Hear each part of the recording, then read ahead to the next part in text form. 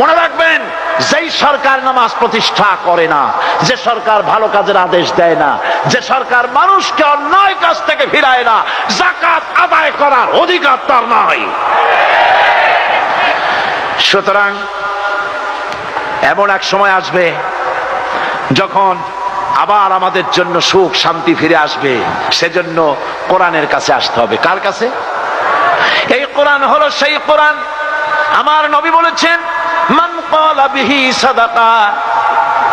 এই পল্টন ময়দানে উপস্থিত লক্ষ লক্ষ জনতার উদ্দেশ্যে রাসূলের হাদিস শোনাই, প্রাণ খুলে কান খুলে শুনুন। আমার নবী বলেন, কোরআন দিয়ে যারা কথা বলে ওরাই সত্য কথা বলে। সুবহানাল্লাহ। আপনার নেতা বক্তৃতা করতে আসে, না আছে কোরআন, না আছে হাদিস, সব নিজেদের মন গড়া কথা, ঠিক কিনা?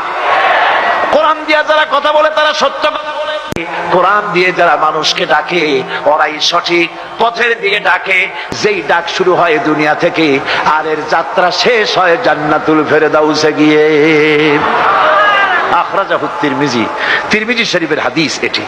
সুতরাং ইন্নাদ-দীন ইনদাল্লাহিল ইসলাম, জীবন ব্যবস্থা কেবলমাত্র কোনটা? জোরে বলেন, কোনটা? এই ইসলামের আইনের সামনে মাথা নত করে দিতে হবে।